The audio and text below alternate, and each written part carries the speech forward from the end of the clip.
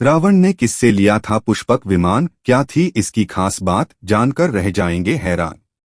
पुष्पक विमान को आदिकाल का पहला विमान माना जाता है। इस दिव्य विमान में रफ्तार और मारक समेत कई खासियत थी।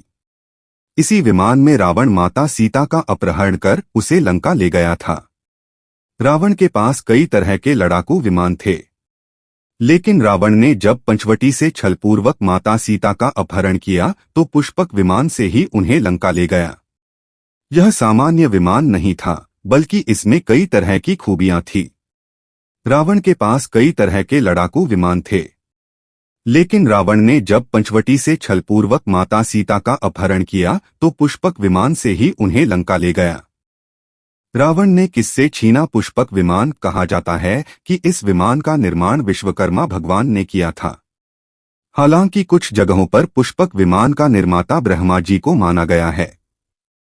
पुष्पक विमान कुबेर देव को भेंट की गई थी, जिसे रावण ने छीन लिया था।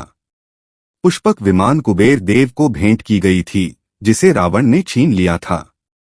पुष्पक विमान की आकृति वाल्मीकि रामायण के अनुसार पुष्पक विमान मोर की आकृति वाला था। यह अग्नि और वायु की ऊर्जा से उड़ता था। साथ ही यह ऋतुओं के अनुसार भी वातानुकूल था।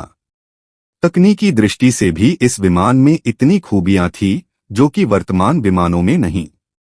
इसमें स्वर्ण खंभ मणि से बने दरवाजे, मणिस्वर्णमय सीढ़ियां, वेदियां यानी आसन, गुप्त गृह, अट्टालिकाएं, कैबिन और नीलम से बने सिंहासन थे। किसे मिला पुष्पक विमान? जब लंकापति रावण की मृत्यु हो गई तो पुष्पक विमान के अधिपति विभीषण बने।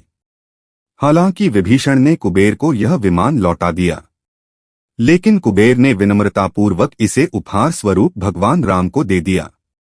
लंका में विजय प्राप्त करने के बाद पुष्पक विमान से ही रामजी अयोध्या पहुंचे। कौन उड़ा सकता था यह विमान? कहा जाता है कि पुष्पक विमान को केवल वही उड़ा सकता था जिसने इसके संचालन का मंत्र सिद्ध किया हो।